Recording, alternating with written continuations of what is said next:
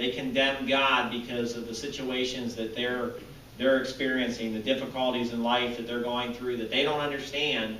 And because they're going through trials and adversity, they want to cast the blame on God. They want to, well, God doesn't care about me. God doesn't answer my prayer. God isn't there. Where is God when all this was taking place? And God says to Job, are you going to disannul my judgment? Are you going to condemn me that you may be righteous? Verse 9 says, hast thou an arm like God, or canst thou thunder with a voice like him? Deck thyself now with majesty and excellency, and array thyself with glory and beauty. Cast abroad the rage of thy wrath, and behold every one that is proud, and abase him. Look on every one that is proud, and bring him low, and tread down the wicked in their place. Hide them in the dust together, and bind their faces in secret.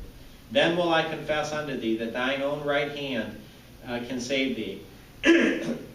Behold now Behemoth, which I have made with thee. He eateth grass as an ox. Lo now, his strength is in his loins, and his force is in the navel of his belly. He moveth his tail like a cedar. The sinews of his stones are wrapped together. His bones are strong pieces of brass. His bones are like bars of iron. He is chief in the ways of God. He that made him can make his sword to approach unto him. Surely the mountains bring him forth food, where all the beasts of the field play. He lieth under the shady trees in the covert of the reed and fens. The shady trees cover him with their shadow. The willows of the brook compass him about. Behold, he drinketh up a river, and hasteth not. He trusteth that he can draw up Jordan into his mouth. He taketh it with his eyes. His nose pierceth through snares. Here God mentions to Job, if you're familiar with Answers in Genesis, Buddy Davis has a song based upon these verses. But he mentions a creature by the name of Behemoth.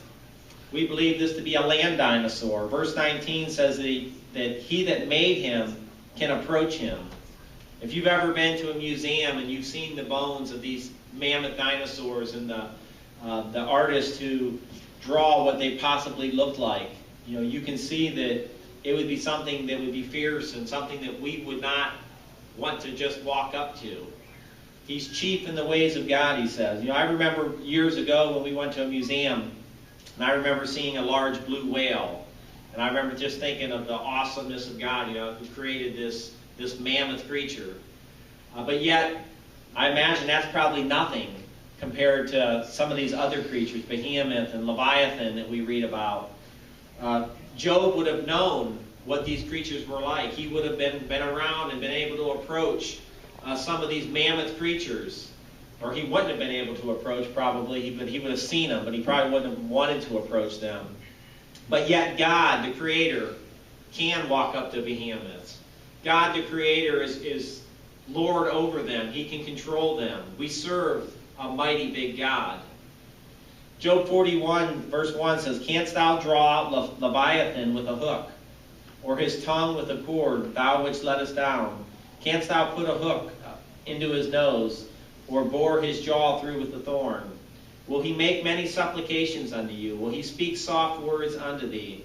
Will he make a covenant with thee? Wilt thou take him for a servant forever? Wilt thou play with him as with a bird? Or wilt thou bind him for thy maidservants?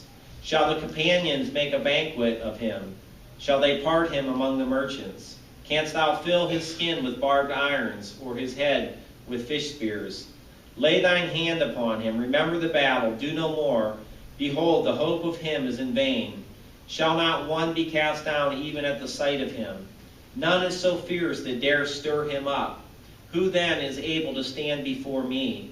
Who hath prevented me that I should repay him? Whatsoever is under the whole heaven is mine. I will not conceal his parts, nor his power, nor his comely proportion. Who can discover the face of his garment? Or who can come to him with his double bridle? Who can open the doors of his face? His teeth are terrible round about. His scales are his pride, shut up together as with a close seal. One is so near to another that no air can come between them. They are joined one to another. They stick together that they cannot be sundered. By his neesings a light doth shine, and his eyes are like the eyelids of the morning. Out of his mouth go burning lamps, and sparks of fire leap out. Out of his nostrils goeth smoke, as out of a seething pot or cauldron. His breath kindleth coals, and a flame goeth out of his mouth. In his neck remaineth strength, and sorrow is turned into joy before him. The flakes of his flesh are joined together. They are firm in themselves, they cannot be moved. His heart is as firm as a stone, yea, as hard as a piece of the nether millstone. When he raiseth up himself, the mighty are afraid. By reason of breakings they purify themselves. The sword of him that layeth at him cannot hold, the spear, the dart, nor the habergeon. He esteemeth iron as straw, and brass as rotten wood. The arrow cannot make him flee. Slingstones are turned with him into stubble. Darts are counted as stubble. He laugheth at the shaking of the spear. Sharp stones are under him. He spreadeth sharp pointing things upon the mire. He maketh the deep to boil like a pot. He maketh the sea like a pot of ointment. He maketh a path to shine after him. One would think the deep to be hoary. Upon earth there is not his like, who is made without fear. He beholdeth all high things. He is a king over all the children of pride.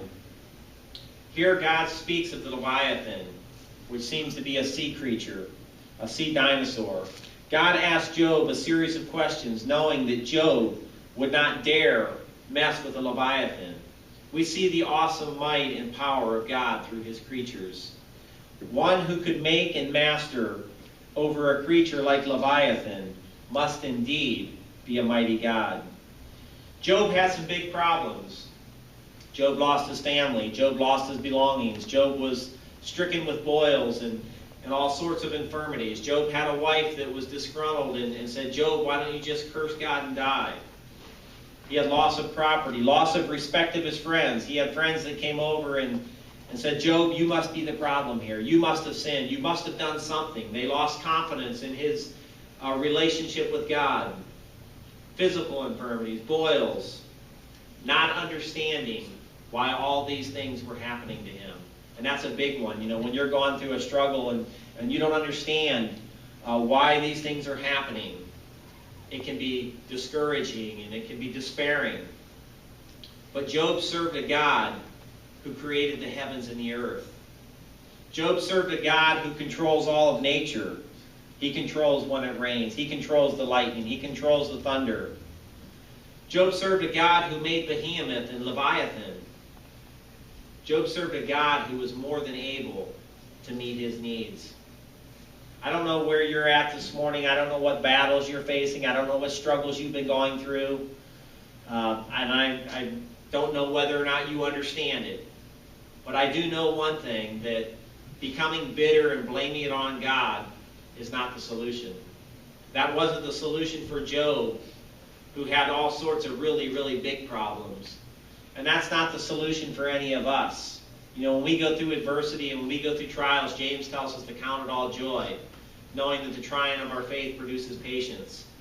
And if you're here this morning and you've been going through battles, you've been going through trials, let's not shake our hands at our infinite, all-powerful, all-knowing God with our limited bit of knowledge. Instead, let's trust him. Let's trust that he knows what's best for us. Let's trust that whatever he's allowing to come into our lives is for our good. That he's allowing it to be there to make us more like Jesus. He's allowing us to go through this battle. He's allowing us to experience this loss. He's allowing us to experience this illness or whatever it is that he's allowing to come into your life. Let's trust that he's good, that he's always good, and that he's allowing that to come for our benefit. Now, we may not enjoy it when we're going through it. It may not be pleasant as we're going through it.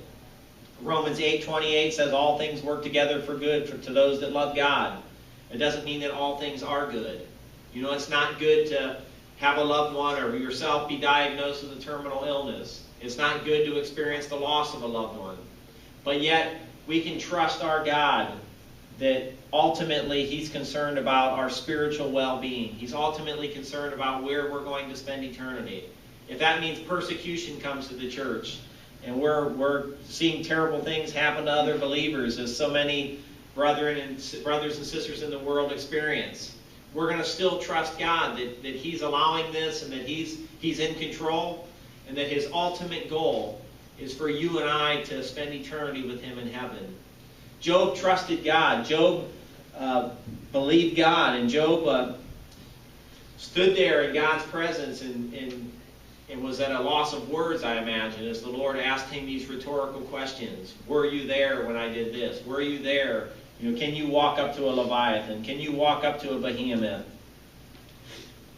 And God was able to meet Job's needs. And that same God that Job served is the God that we serve. And He's able to meet your needs. He's able to meet my needs this morning. You may be here and you may have some needs that seem big to you. And I don't mean to minimize your needs, because when you're going through a battle, when you're going through a situation, it almost always seems big to you. Many times you'll look back later and say, well, it wasn't as big a deal as I thought it was at the time. But when you're in the battle, when you're going through the struggle, it seems big, and it is big to you at that time. But friends, I just want you to realize that you serve a God that is much bigger than your problems. You serve the God of the Leviathan. You serve the God of the behemoth. You serve the God that measured out the seas in the palm of His hands. Your problems, my problems, are no big deal to God.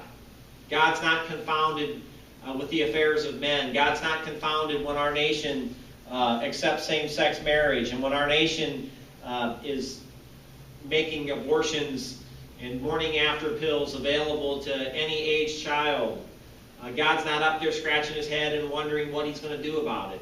God is in control. God is able to meet our needs. I'm going to ask you to stand here with me this morning.